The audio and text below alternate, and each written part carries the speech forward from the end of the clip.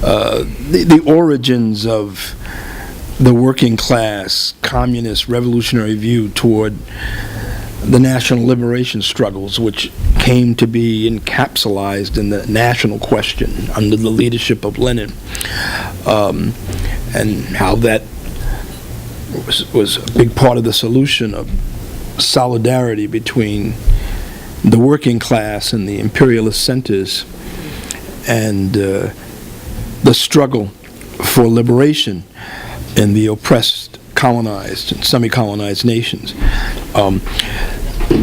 There's a lot on that that the party's done that's available. Videos of classes, some of the readings that Sarah suggested, and if you have questions about that, sure, we can talk about that. But I kind of wanted to look forward. Sometimes you have to look backward to look forward, but I kind of wanted to more look forward.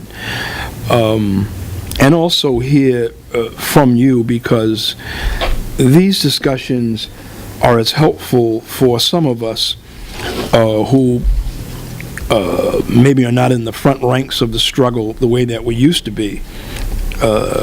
Others, yourself, are shouldering that responsibility now. And so you hear a lot, and you're on social media more than some of us, and you know what people are talking about, this or that incident, the position on the national question of different political tendencies, what's controversial, identity politics, et cetera, et cetera. So I'm hoping we can share some of that. One of the most important things about the party's view of the national question, and this can be confusing, and it's okay for a little while as long as it gets cleared up as soon as possible. Our position in support of the national liberation struggles, including the struggle against racism, which we associate with the struggle for national liberation. And we don't just see national liberation as the struggle of the Syrian people and the struggle of the Palestinians. Of course, that's what comes to mind, or the struggle of the African people, or the struggle of the Arab people, or the struggle of Latin people against U.S. imperialism to liberate themselves from neo-colonialism pretty much now. It's also the struggle of black and brown people here, of Native people. We understand and believe in the conception of people not just being colonized by virtue of geography, but being colonized by virtue of the way imperialism and capitalism treats them, And so black people are a nation in this country. Their circumstances are different, but the need for political solidarity is the same. We don't approach this from the point of view of liberalism or idealism or out of guilt or, out of trying to achieve some political correctness, which is a bourgeois term.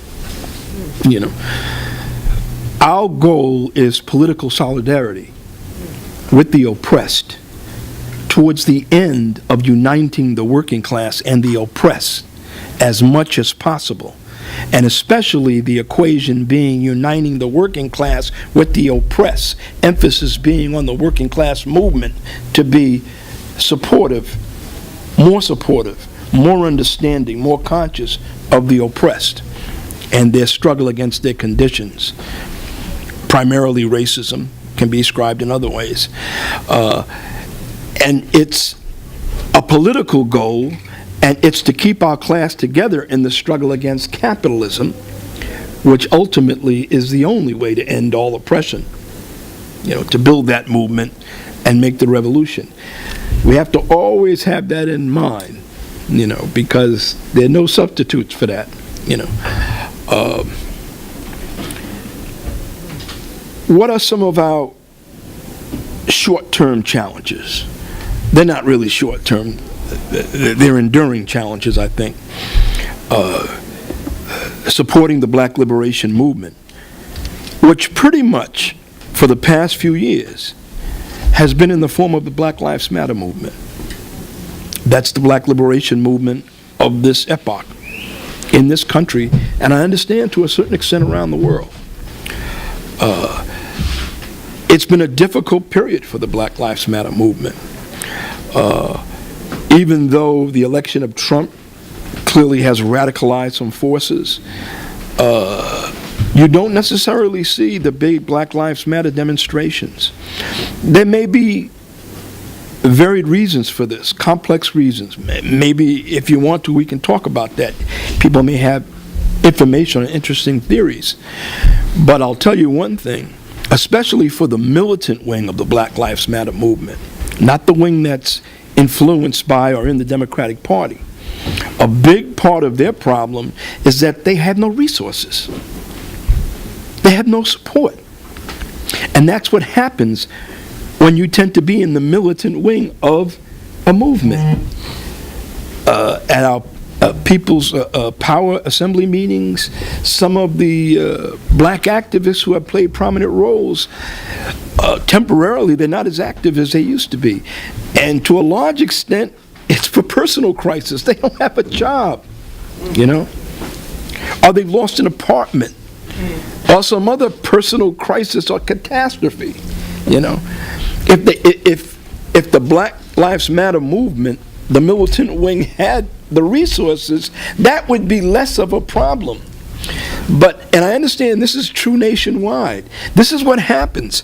You have people who have been playing roles who are homeless, who have no income, because they're not with that section of the movement which is being funded, which has been embraced by liberals and so forth. You know, I'm not saying this is the only reason, but it's one of the big reasons. Lots of other reasons, certain running out of steam, splits in the movement, you know, but this is a big one, and it's based on politics. And we may not be able to snap our finger and do something about it tomorrow, but we can't afford to be blind to it. We have to be aware of it, because it's a political problem. Who supports the militant sections of these movements? They need infrastructure. They need support, or else they can't shut shit down. Shutting shit down takes organization. It takes resources, etc., etc., etc. We'll have to solve that problem, or I should say, some of you are going to have to help in solving that problem over the coming weeks and months. The immigrant struggle.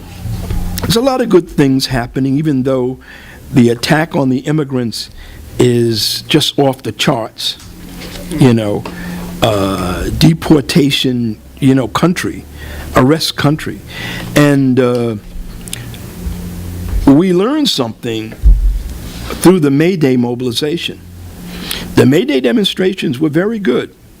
They were very big in their own way, but the immigrant workers community did not come out in a strong way in the way they did 10 years ago during the uprising of 2006.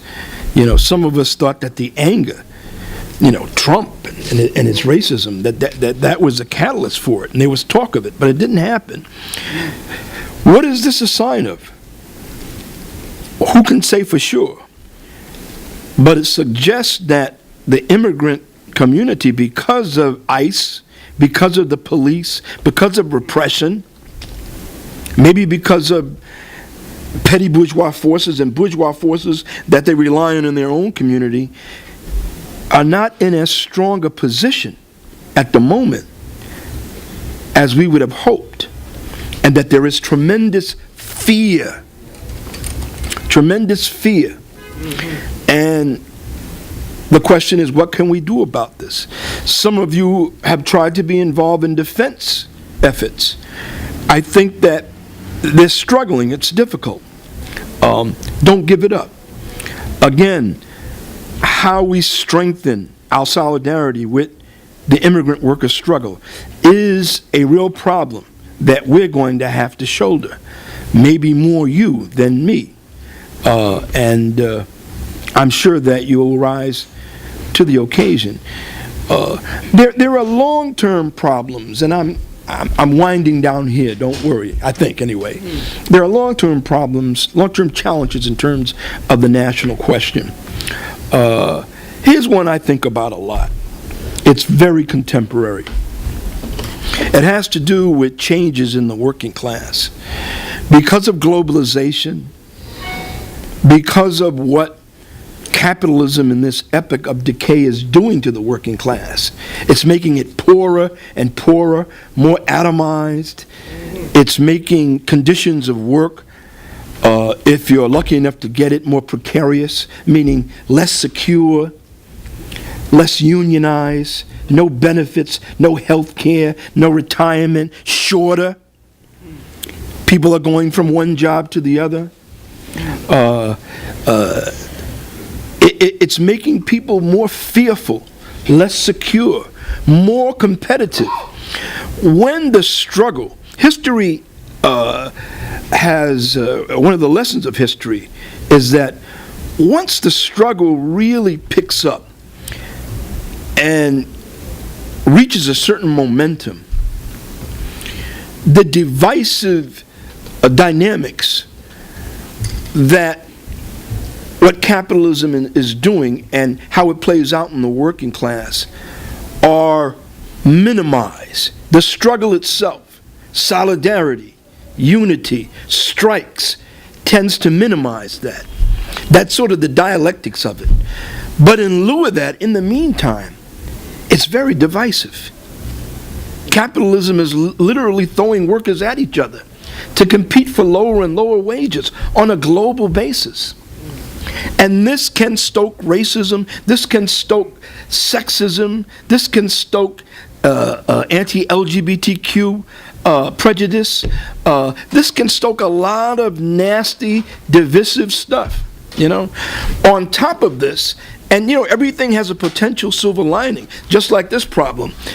It's a problem because people are scared, and that played into Trump's election. We can argue the extent to which that is true, but we probably all agree that to some extent it did, you know.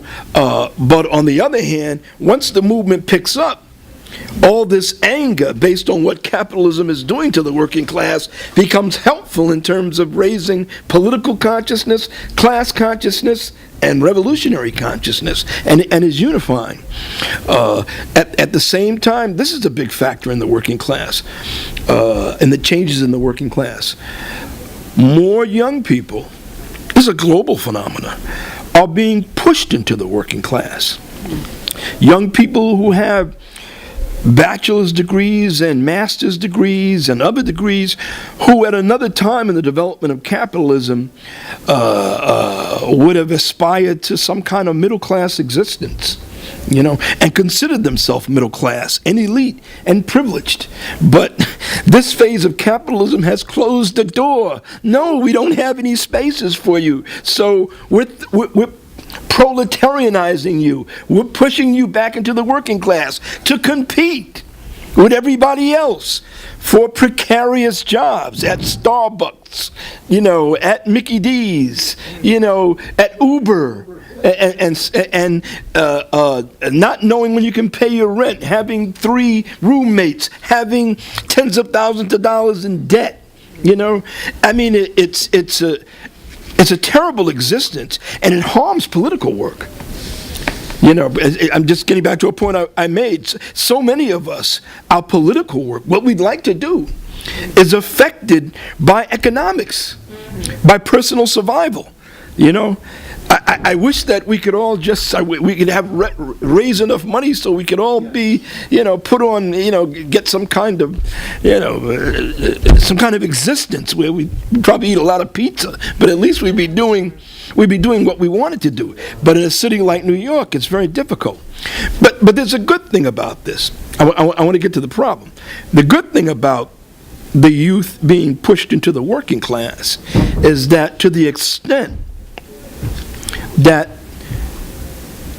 a section of these youth become our allies and become revolutionaries, and ally themselves consciously in a deep political way with the workers and the oppressed, this is a big asset.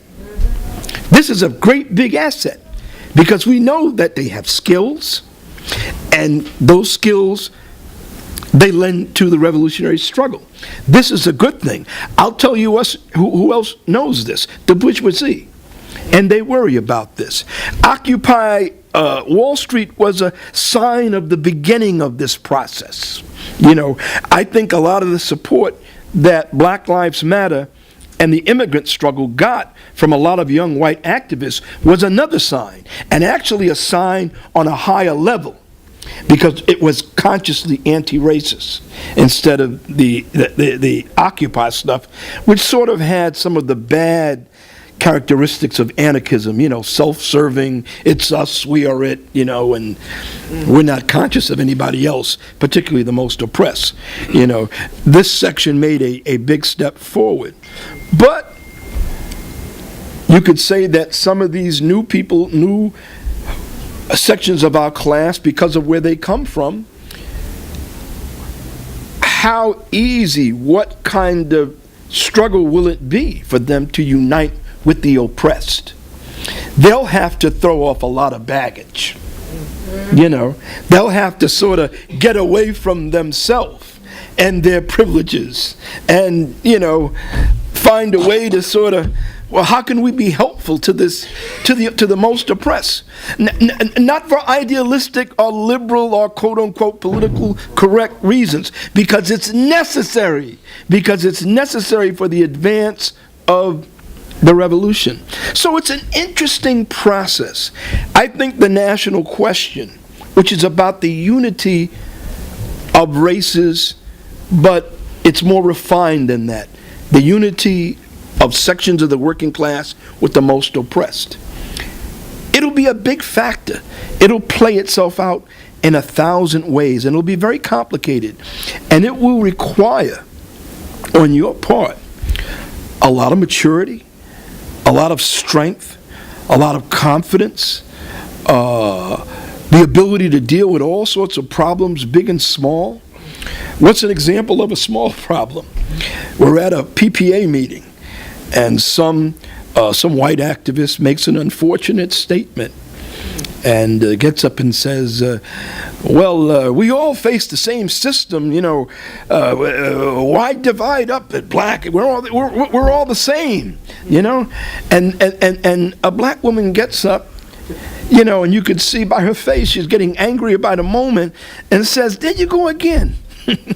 You know, diminishing the significance of 400 years of oppression, beginning with slavery, you know, Jim Crow, lynching, and conditions that still exist, you know, and you would like to forget all that so we can all be together. Well, I'm sorry, it's a little hard for us to forget that. We may get killed going home by a cop, you know, and all the other black people in the room go, you know, yeah, and actually, if it reaches a certain point, they might even walk out. You know, and a couple of the white comrades and friends are wondering what to say. Well, we better say something. What are we going to do? You know, and you know, you have to. What do you say? Or sometimes this was a situation that happened recently. I'm not going to name the city or the group. You know, you have a group that comes to disrupt your program. They're organized to disrupt your program, and their leadership seems to be primarily black. And they're disrupting it on the basis of you're not involving black people. And you know, let's not be naive. We don't know who organized that. Maybe somebody who doesn't want any good for that group was behind it. Maybe the bourgeoisie was behind it. Maybe even the state was behind it. You know, so what do? How do you diffuse it? What's in the best interest of solidarity? What's in the best interest of keeping everyone together? These are real problems. These are real problems that come up every day. There's a demonstration in an oppressed community because a cop just shot a 17-year-old in the head. you know, and we go there, and some people say, well, we don't want the whites here. Fortunately, in recent times, I haven't seen that, you know. But we used to hear it more, and sometimes it happens, and it will happen. What do? Or they say, well, you just come here to hand out your paper, and you just want to use our struggle, you know. These are real problems, you know, that come up.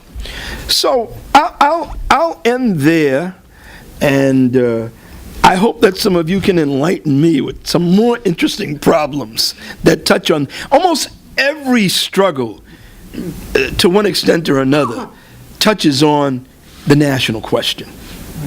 You know, stuff that seems to be completely separate, it touches on it. The DPRK, it's the national question, you know, whatever. So I'll end there. So I found this problem to be really acute between the social democratic forces behind Bernie Sanders running for president and then Hillary Clinton running for president, with the weight of not just the bourgeoisie but also like the imperialist war machine behind her.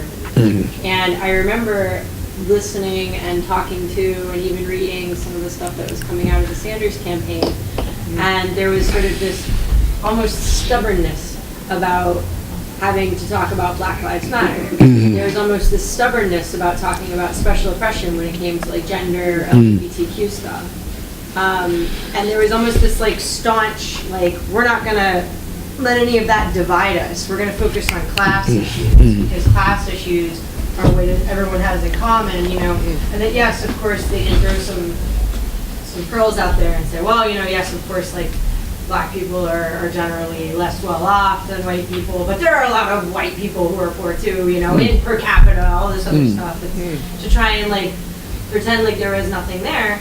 And as a result, interestingly enough, Hillary Clinton's campaign came off as way more sensitive towards like the issues of people of color, of people who are women or special oppressions, LGBTQ, than Bernie Sanders' campaign did. Because they sort of had like this approach where they were like, well, we're gonna have a big tent, you know, where like everyone is welcome or something, and then, but that big tent just ended up looking really, really like, and I don't want to erase people who were in the Sanders movement who were of color or women, LGBTQ, but it ended up being a big tent that was run by white dudes mainly.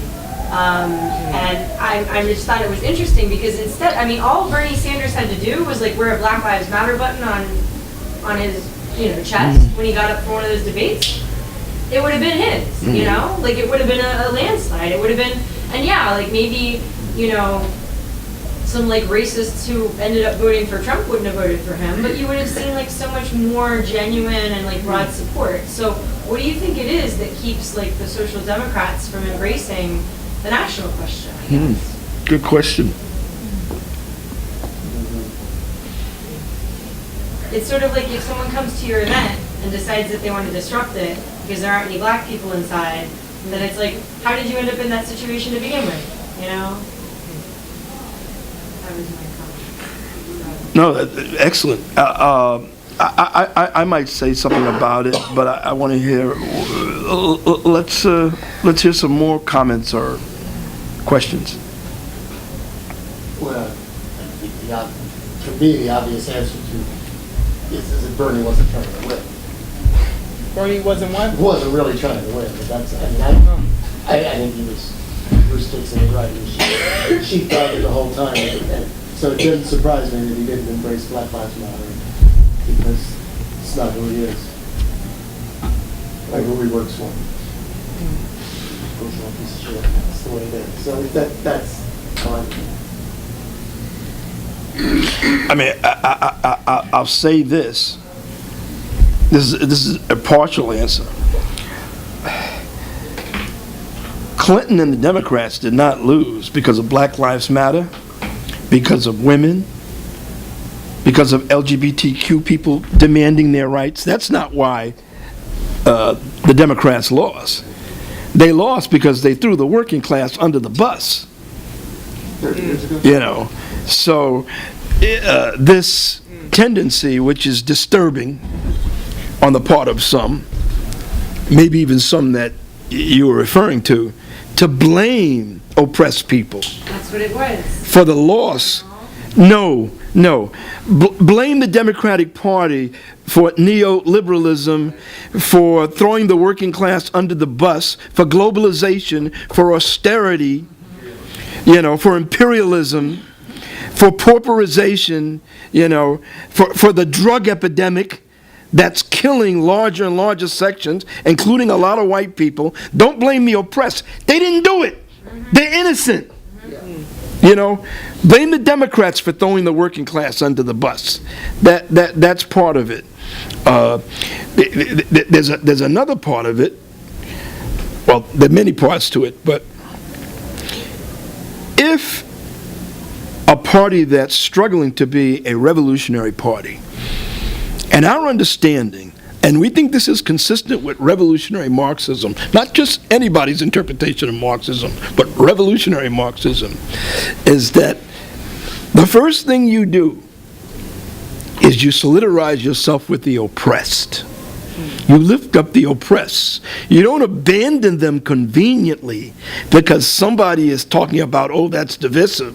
You do the opposite. Your instinct is the opposite, to push them forward, to make the argument that we're not going any place unless this section, the most oppressed section of our class, moves and leads. You have to solidarize yourself with that section of your class. And this is why Workers' World Party is so strong on the national question. This is why we reject identity politics. It's just a way to dismiss the oppressed. And it's bullshit and it's reactionary. And I hope that we can find ways to open up a deeper and more effective polemic against it in the movement. Here's what happens if there is no revolutionary center, if there's no revolutionary organization, if there's no revolutionary movement that's independent of the bourgeoisie, that has an anti-capitalist socialist perspective, then it makes it a lot easier for the Democrats, for completely opportunistic reasons, to co-opt and, say the right words, But it wasn't enough. It wasn't enough. We should not just be concerned, back to Clinton, we should not just be concerned about the white workers who may have voted for Trump in the Rust Belt. Okay, that's one problem. What about the oppressed workers, including a lot of white workers, who just didn't vote for anybody because they couldn't stomach the Democrats? That's the reason why the Democrats lost. It wasn't Russia. It wasn't necessarily the people who voted for Trump. It was all the people who said, I can't vote for Clinton because they don't represent me. We can't even get clean water. Our water is poison. Why should I vote for anybody? The president says it's fine. So this is, I have no horse in this race. That's the real reason why the Democrats lost. They threw the working class under the bus. It was not the oppressed. Sanders would have only got more support if he would have talked about the oppressed. But you know what? You can't just do that in a half an hour once you decide to run for president. You have to have a record. He went back, he went to some demonstrations in the 60s, maybe the 70s, around anti-segregation demonstrations. I think it was fighting segregation in public housing when he was a radical teenager in Chicago, something like that. But that's a long time ago. What about Mumia? What about, they don't know him. They didn't know him. So the lesson, you can't just wake up, even if he was inclined to forge a stronger relationship with the oppressed. You can't just wake up one morning having no relationship to the oppressed and decide, I want to run for president. It's a little too late, you know. But we'll see, you know, we'll see what happens the next time something like that happens, aside from its other problems, which is, you know, a wing of social democracy hoping to strengthen and rehabilitate and give the Democratic Party some credibility that it doesn't have, you know, by making it appear to be moving to the left and re-embracing the working class. It's a problem for us. Sanders didn't try anything to desegregate Vermont. No. Is up there. And it's one of the most white states in the whole Teach, country. teach. And Vermont's Oregon, they're super progressive on the environment, super progressive on this and that, because they're founded by these idealist, you know, bourgeoisie who moved up there, who had a little more than their, you know, their comrades, people of color, who were really working class, and like they had that little extra bit of capital that is so hard for the real and workers to find, right? And they had that extra time, so they're able to move somewhere and develop this kind of idealistic lifestyle, right? Great We're point. thinking that you can't go to Oregon if you're a black person worried about the Ku Klux Klan presence in the entire half of the state, right? And you can't, maybe, I don't know, Vermont. You can't go to Vermont if you can't get a job up there because you don't have the money to buy the land and like do your own, I don't know, farm or whatever people are doing in Vermont. So it's that kind of, you know, it's that class divisiveness just on the personal, I want to live in this idealistic way that founded Bernie Sanders' not understanding of people, you know, oppressed people's struggles, and also continued throughout his campaign to have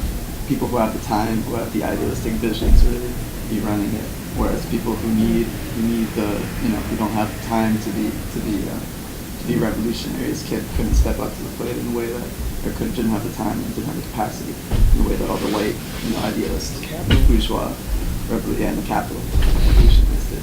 Terrific point. Terrific point. Well said. Reflexive of the working class and the press, that's for sure. He didn't even know the term working class, he only knows the term middle class. I mean, That's true. I don't think he ever, right? So, yeah, he just wasn't there. Richard, you were going to... Well, I don't know if it's that much of a question, it's really, not really about a national question, but it was about the Democrats. And there was a recent study about the election results.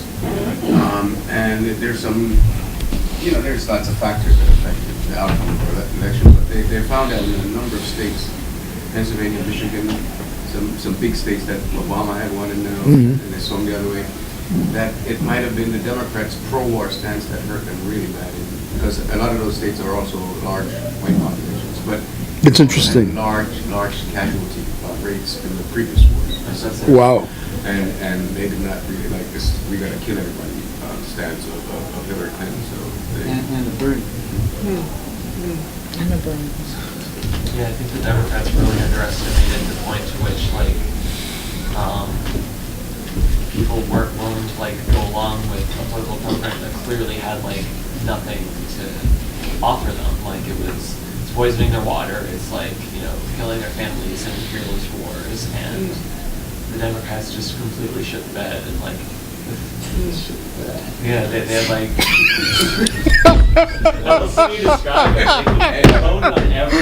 That's colorful. Right. No, that's great. yeah, they completely underestimated the point to which, like, people were cognizant of these issues which were actively affecting them, which is like, yeah, why wouldn't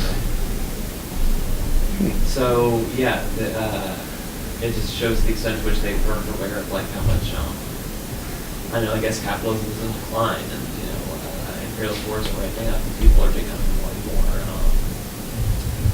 I guess, conscious. And, I mean, a lot of these issues are things that directly affect them, so it's not even an issue of, like, consciousness of other people necessarily, it's just, yeah, just complete lack of self-awareness. Okay. Can I ask a question? Just I would love the advice. If there is ever a situation, which I don't think there would ever be in the party, But if there was ever, if you were in a situation where somehow you had an event where there were no people of color who were emceeing it, and a group of people of color came and they were like, oh, you know, what's with this? Or maybe you had one or two, but it wasn't representative of the community. How would you handle that, like on the ground? I'm just wondering, Larry. I mean, besides of never having there's no set answer to that. But what would be important, you know, it's all sorts of circumstances, what you know, what you don't know, your experience. But your position on the national question and the strength of your position would be very important, because what you would try to avoid, no matter what was really going on or who might really be behind the disturbance, you know, nobody's naive. You would try to find a way to affirm your position, the strength of your position. And if that meant changing the program,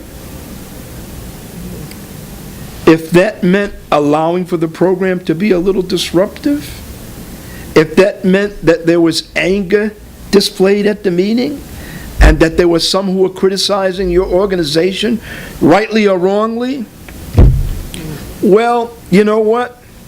Maybe that's not such a big deal, you know? Because sometimes in order to have a strong position, and I'm not judging it, you know, anybody can make a mistake. Any group can feel threatened. It's heavy. Windows were broken. There might have been a way. There might have been a way not to bring in the cops, to bring everybody together, you know, to not be so concerned about protecting a certain version of a meeting, you know, being open to it changing. In the struggle, you have to have thick skin. Sometimes your organization is under attack, and sometimes you just have to close rank and do what's necessary to defend it physically and defend it politically. But sometimes the ego of your organization shouldn't be so shallow, shouldn't be so on the shoulder, that you can say, well, we're going to change the program. There's a change. We're going to bring some of these speakers in. We're going to do this. We're going to handle it this way. We're going to deflate this. We're going to disarm this, you know, or at least we're going to win some. Sometimes you can win some others. Sometimes there are those who their whole goal is to disrupt it no matter what you do. But the only thing you can do is isolate them. And you can win over those who just have a legitimate concern and who are confused. This is the real political struggle. Welcome to the real political struggle. This is it. This is it. Winning people over, you know. I say that not knowing what we might have done. And we've had situations like that. I'm guessing that we would have tried to do it somewhere else. We would have tried to win some of those folks over. We would have tried. It would have had to been so clear that that was not possible before we allowed it to develop into an up and down confrontation where one community was pitted against another community. It's an important example of the problems that that can come up in the national question. You know, I think I might have said this at the earlier class. If I did, I apologize. We had a nice party conference about 30 years ago. I think it was in the 80s, sometime early 80s, whatever. And we invited a very wonderful, legendary freedom fighter You know, I'm not even going to mention the person. You know, to attend the conference, you know, had a reputation in the struggle, the armed struggle of black people in the South against the Klan and white citizens councils. You know, she was in the revolutionary wing of the black liberation movement before it was strong, when it was isolated, you know, when it was led by, you know, great people like Rob Williams, you know, the early 60s. And she came to our conference. We loved her. The party did so much work and support. We sent people down there. We sent money. And we invited her to a black caucus, a third world caucus. And we invited her to speak. And she said, "This is wonderful, but I think black people should leave Workers' World and form their own organization."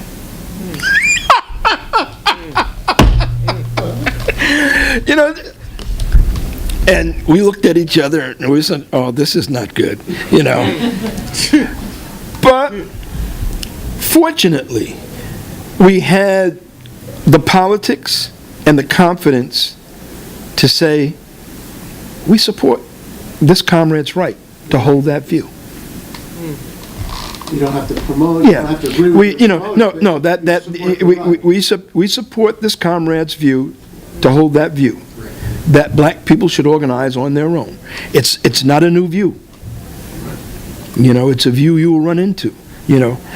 But we also feel that we can be helpful by organizing a multinational party. And so it was a respect, we respected. And that reflects our real view. That reflects, it wasn't just something that we came up with. It reflects our real view and our real history. A lot of times groups, so-called left groups, when you have oppressed people who want to organize amongst themselves, some political groups will consider this a threat. And that will determine their attitude toward that group. And because of that, that group will become unfriendly. And they won't work with that group. That is contrary to Workers' World Party's view of the national question. We will fight for the right of oppressed people to organize amongst themselves, separate from others. That is a right that they have, and that's part of the right to self-determination. And we see no contradiction in that whatsoever in organizing on a multinational basis. I know I said this at the last meeting, I'll say it again, but it's important. Under the leadership of our late founding member, Sam Marcy, not 100%, not exclusively, but to a large extent, because of the black liberation movement of the 60s, the party almost put off aggressive recruiting amongst black people. We did. If they wanted to come in, if they agreed with the program, if they were communists, they came. But we didn't go towards the Black Panther Party or toward the other formations and try to recruit from their ranks. And we even lost some people, And our feeling was this: that may be a short-term disadvantage, but the reputation that we get in the black liberation movement historically will pay off.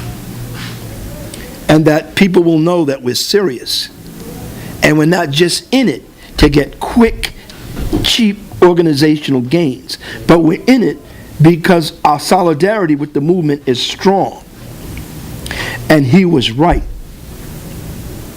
His calculation proved 110% right.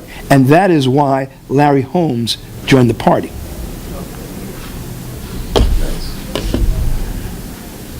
I would not have joined it otherwise. And any number of comrades who came in during that period. That's why we joined. because the party was the real thing. And it proved it.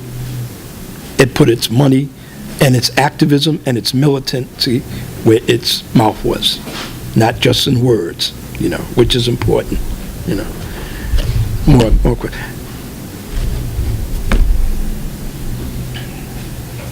I was gonna say that I remember learning that same position a while ago when I was kind of first new with the Philippine groups. That same idea about not aggressively going after people and trying to siphon people from other groups and respecting that right.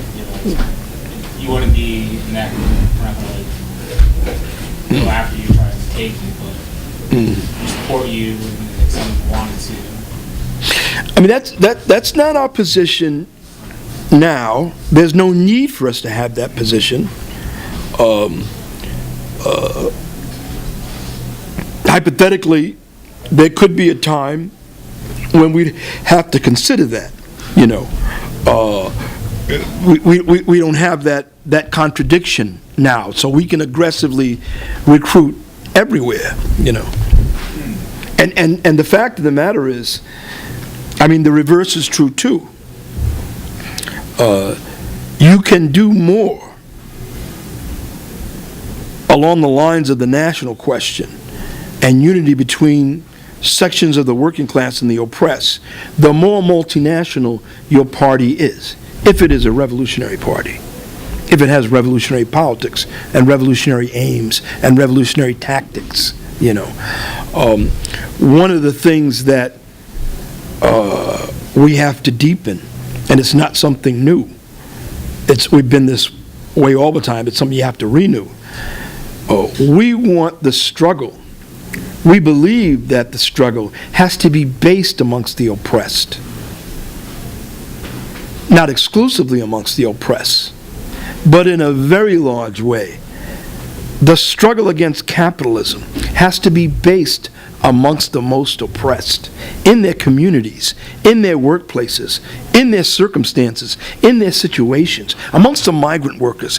If it's not, then its character will be completely different.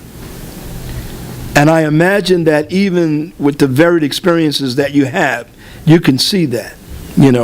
There's absolutely nothing wrong with a lot of young white people joining DSA. And I just read a nice article on it, but and DSA is doing some, it's not like we can't talk about that, well, why are they attracting people, and their people are different, and of course I don't know what this has to do with the natural question. Probably it does, but that's not why I'm going off on it. The struggle is not going to be based ultimately in a large and very progressive group of white people. They can be helpful. They can even play a revolutionary role. They can be decisive. But if that's the character of the struggle, if the character of the struggle are those Sanders rallies, and we don't want to take anything away from them, we don't want to write them off, we're not, it was a step up for politics in this country that someone was running that called himself some kind of socialist in the anti-communist witch hunt United States. I mean, wow, that's a big step. And that progressive people, no matter who they are or what race they are coming out, and even in an incipient way, they want something different than capitalism. You have to welcome that. But if that's the character of it, if it stays the character of those rallies, it will not be a revolutionary movement. It will not be centered amongst the oppressed. And it will be a problem, and it will be bogged down, and it will not move forward. And if it does, it will be something else. It will not be what is needed and what we're trying to organize.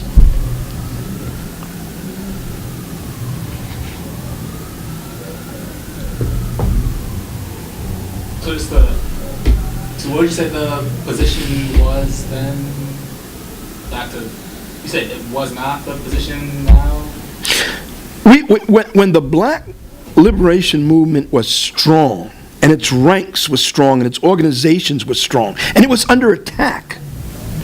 I mean, the Black Panther Party had tens of thousands of members, and there were other small organizations allied with it. And we were allied with them. Their leaders came up to our office, and we strategized with them. We asked them, what can we do? You know, we knew all of them. Huey, all of, you know, we knew, you know, all of them. I'm trying to remember their names. You know, we went to their trials when they were on trial. Erica, you know, the New York 2021. You know, we exposed when Cohen Telpro was having people kill each other, especially in California, but even in New York. You know. Our position was our involvement in supporting the Black liberation struggle would not be predicated on winning from their ranks. It would be based on political solidarity. That would be first and foremost. If someone wanted to join and they came to us and it wasn't okay, but we weren't going there to recruit from the Black Panther Party when they were under attack. That would be like going to an army and taking people away from them.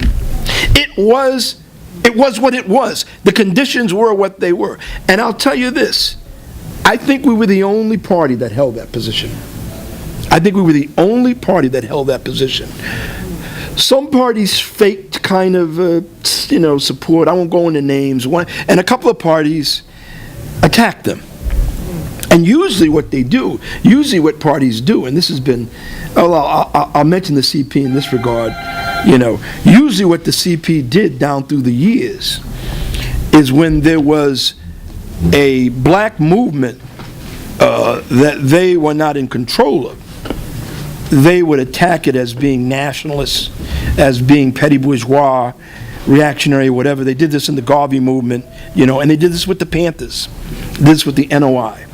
And in my opinion, in our opinion, their real problem was that they were recruiting a lot of black people. And the CP wanted those black people. And the CP decided that the way to do it was to polemicize with them, you know, instead of finding a way to support them. You can find a way to support these organizations in their right to exist against repression from the state and the government and the media while holding on to your own independent views. No one was asking any of those parties, well, you know, support nationalism, you know, don't be socialists, don't be for a multinational party. No one was asking anybody to renounce that, you know. You can do both things. Indeed, worldwide, almost all the time, you have to do things that seem contradictory. Welcome to the political struggle. Oh my goodness, wow. Say hi, follow up again. So then how would you characterize the party's position now in terms of recruiting with other oppressed organizations? Well, that's a discussion for us all to have. I mean, because there are, you know, there are layered questions in that. The important thing about that for this discussion is that circumstance that existed in the 60s does not exist now.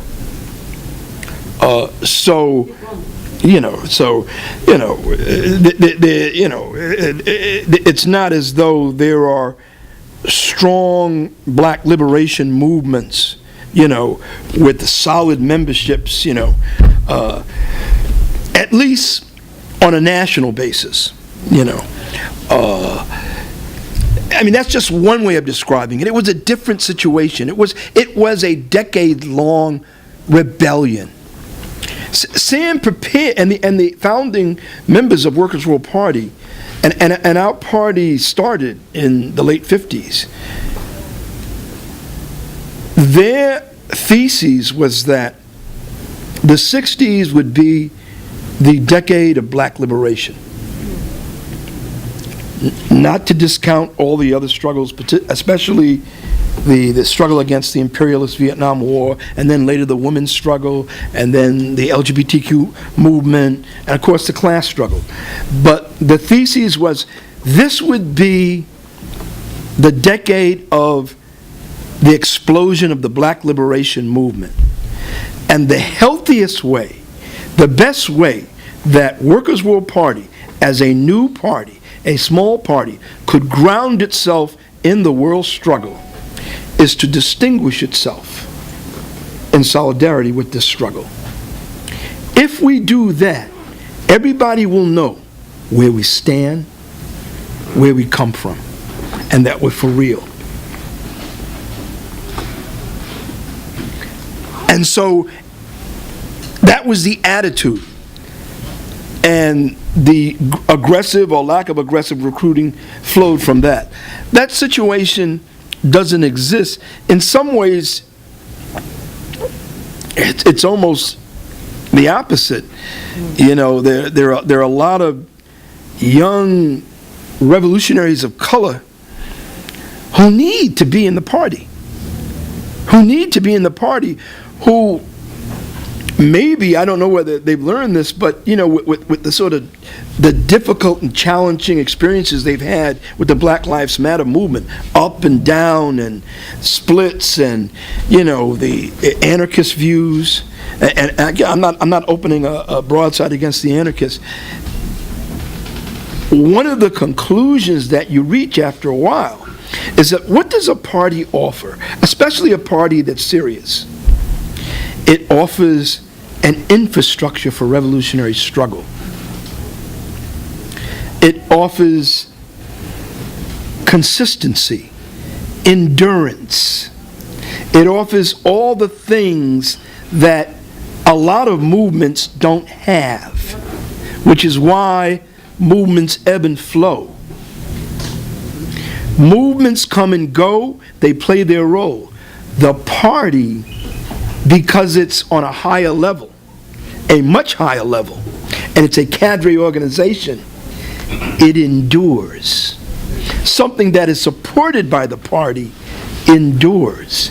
Every movement that's supported by the party has more infrastructure, has more resources. Not enough, but it has more, and the militants in it tend to be more serious because they're not winter soldiers. They understand the importance of it. Summer soldiers. You know, so Institutional memory. so the extent to which people understand what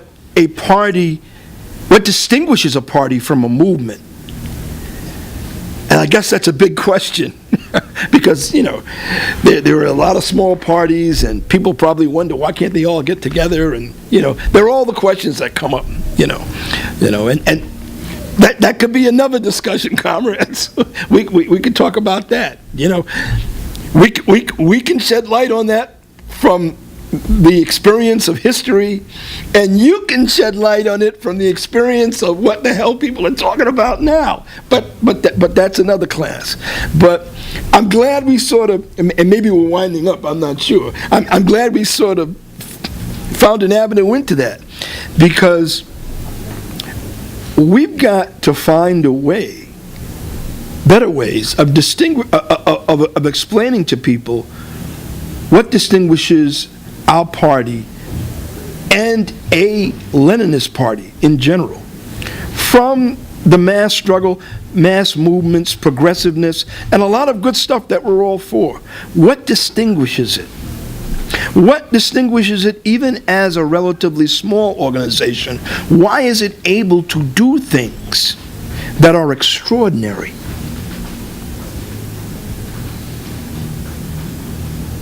Why is it able to do things that similar forces cannot do? It has everything to do with its political basis, with the level of its political understanding. Everything to do with it. Sometimes it doesn't seem that way, but it's true. Go ahead. Further to what Larry said, I wanted to encourage everybody to read this 20-year-old issue of Workers' World that came out during... I think 50. 50. Oh, that's right. Tomorrow is the 50th anniversary of the Newark Rebellion. Who's going to Newark? Yeah. Christian's going to Newark. Phil's going to Newark. But what Sam said at the time that it was happening was, long live the Newark Rebellion. I mean, the press was, and everybody was really against, the They called it a riot. riots. But Sam said, long live the rebellion, glorious answer to the master class. I mean, it's an incredible article, and it's like 3 pages long, and I encourage everybody to get it. Right on. I had a question. So if the national question, I'm still trying to understand the national question. Could you phrase it in like a question with like a question mark at the end? No, I don't think so. No. Well, maybe could you elucidate on what the national question is a little bit from? Is it to do with identity? Is it to, I don't quite understand. The term. Okay. As simply as I can, it flows out of the leadership of the revolutionary working class movement, especially during a time of imperialist war. The first imperialist war wasn't the first one, but it was the first big one. A time of intensive competition amongst the imperialist powers to divide up the world, colonize the world, rip off its resources, super-exploit the labor of oppressed workers, particularly in Africa and the Middle East, but in Asia, and also, in South America. The national question came to be the umbrella under which this working class movement would discuss this new situation that the working class had to confront. Prior to that time, and I'm generalizing, but it's largely true. Prior to that time, the working class organizations, the Marxist organizations, they were concerned with organizing the working class in the imperialist nations. Their view toward the colonized nations was evolving. It was different depending on which leaders and which parties you were talking about, but it wasn't crystallized. It wasn't crystallized. The big imperialist war and the big expansion of imperialism and the fight amongst the imperialists to divide up the world, this is what made it a question for the working class movement that they could no longer put aside. We can't just keep talking about the workers. What about the people who are colonized? Our armies are being sent there. Soldiers are dying in trenches. Germans, French, Dutch, whatever, U.S., it was a big world question. What's our relationship to this section of the global masses, to the people of China, to all the people of Asia? They've been off our radar screen. Maybe not completely, but let's face it, to a large extent. The people of Iran, the people of Iraq, the people of the Middle East, people of India, colonized people. It's a British colony. So they had to discuss it, and they came up with an updated global working class program. As we've said often, it's when they updated the slogan and tried to make it not just a slogan, but carry it out in real world. Workers of the world unite to workers and oppressed peoples of the world unite. At different times, that's been called workers and colonized people unite. Workers in colonized countries unite, And there's a lot to that discussion. There's a lot to it, I didn't think I'd go into that now, but if you have more, I mean, that was a big struggle. That was a big, complex struggle. Do you support liberation movements in India, in Asia, in Africa, that are not led by communists? That are led by petty bourgeois elements? Led by elements who want to be, the new bourgeoisie once the imperialists, leave, or, once independence is declared? Under what circumstances do you support these movements? All of these other questions came up. Even the question of Islam.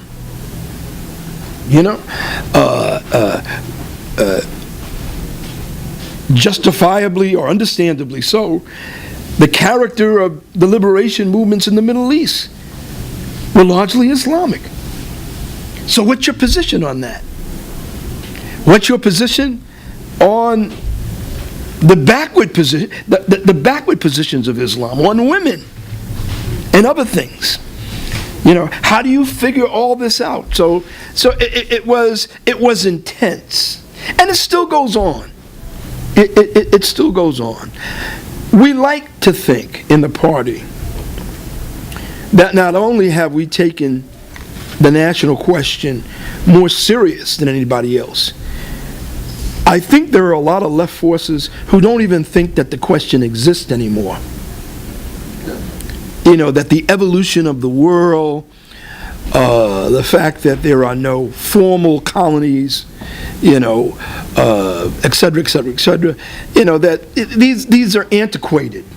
They are from another time, and even in this country, some groups held that, well, there was a time when black people were largely centered in 5 or 6 states in the South, and they were largely, agricultural, and that was the Black Belt, and they qualified, they fit some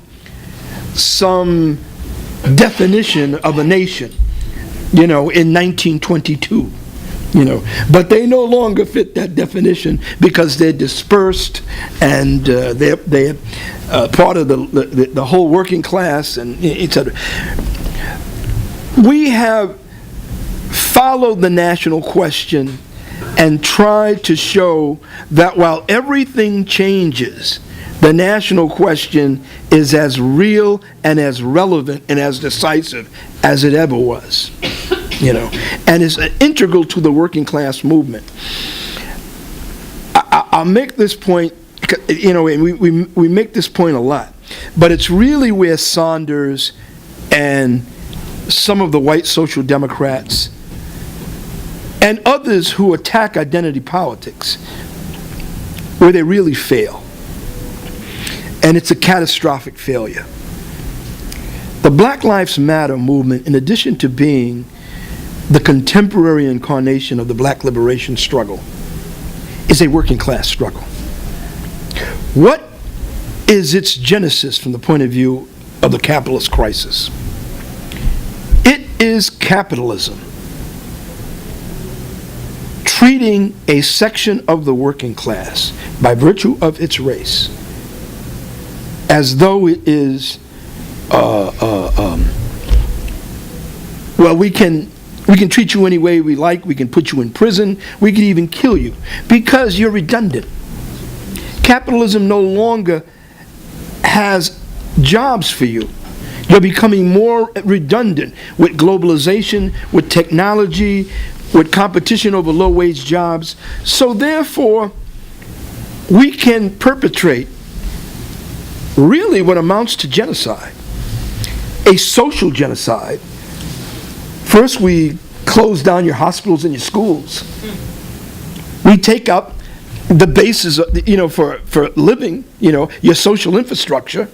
You know, we take that away, whether it's Baltimore or Brooklyn. We gentrify your neighborhood, you know. Then we put you on the, prison track, to fill the industrial prison complex. And then we kill you at a greater rate. So it begins with social genocide and ends with physical genocide, because we don't have jobs for you. It is the most horrendous development of the decay of capitalism.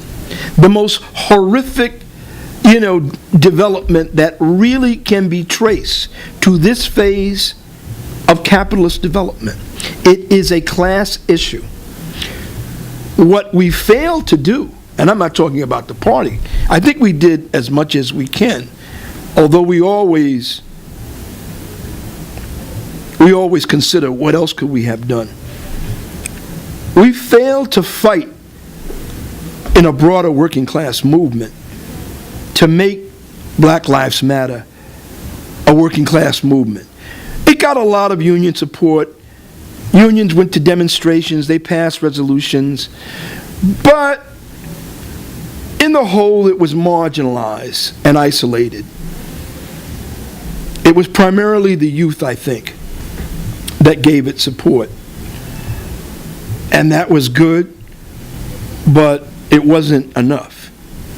And the next time we get a chance, whether that's based on the next atrocity or the next front, the next big front in this struggle, we have got to grab other sections of the working class by the throat, actually, and tell them, this is a class struggle, and you got to do more. You got to do more. Resolution's nice, but you got to do more. Shut that shit down. And if you let the state crush this movement, and if you let the state repress its leaders, this is going to hurt you. And the same is true with the migrant struggle. The same is true.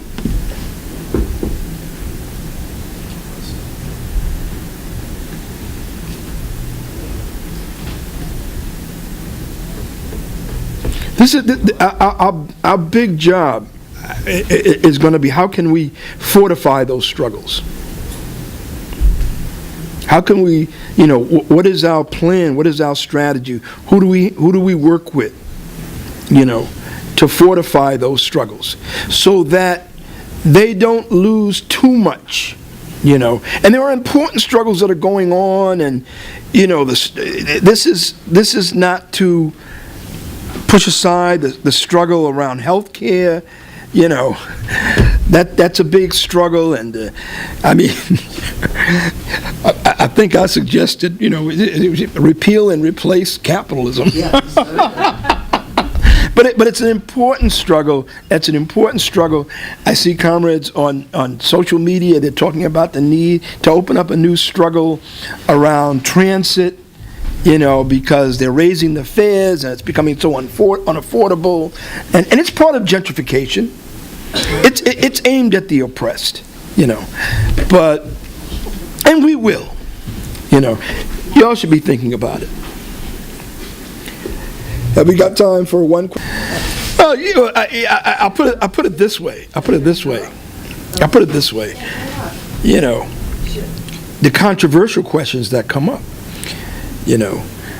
Now, we're not, as a tactic, we're not in favor of oppressed people necessarily taking it upon themselves on an individual basis to, have repercussions against the police. And, this has happened. The reason why we wouldn't advise it on an individualistic basis, because the tendency for that would only strengthen repression and isolation. So it's almost like the problem with terrorism. We don't have a moralistic view of terror. You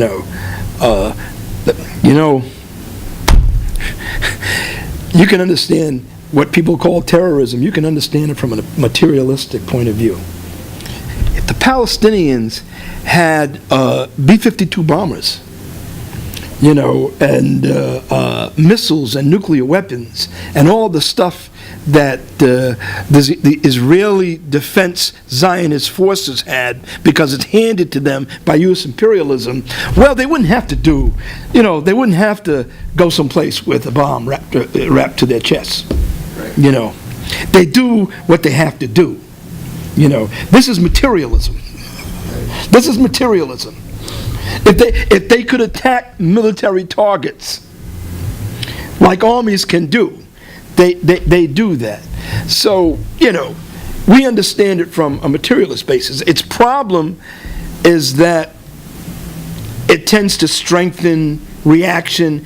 It tends to strengthen the basis for repression. There's a whole bunch of people who think 9/11 was a conspiracy. I don't want to go there, that it was like a setup.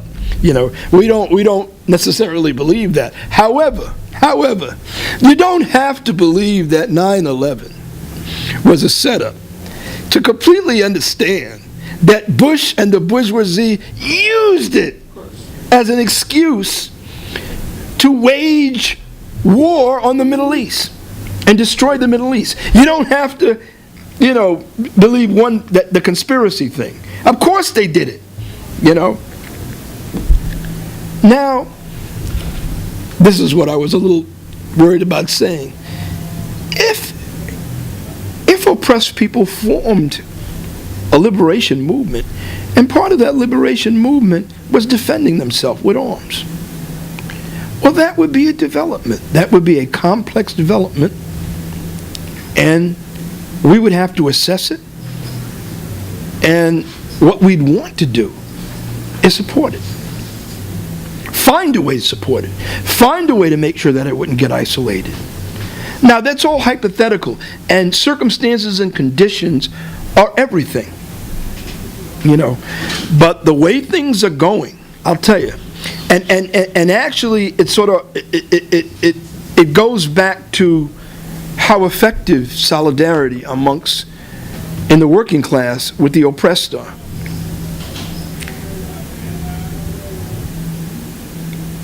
Our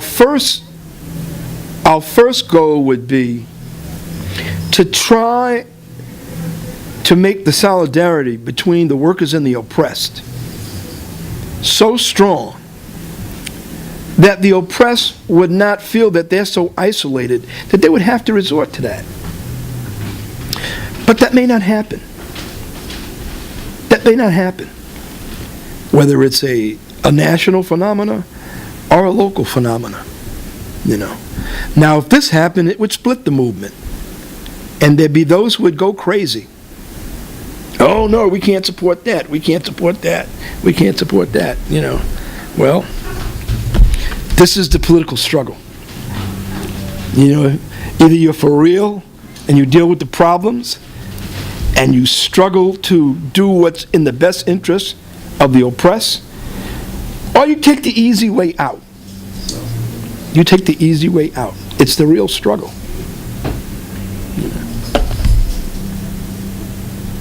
I have a question. Just going back to the beginning of the party. So, what was it that made Sam, the other founders, what was it that made them focus on the national question so much? Like, why? Like, did that come to their mind? Were the other groups, left groups at that time, SWP, etc., were they just dismissive of the national question, and that was a problem? What was the history there? What pushed this to the front? Well, he saw the black struggle coming and gaining momentum, In '59. and reaching an unprecedented height. He saw it happening. He saw it happening with incipient developments in the South, with Rob Williams and May Mallory and other developments. That was a big part of it, and he was right.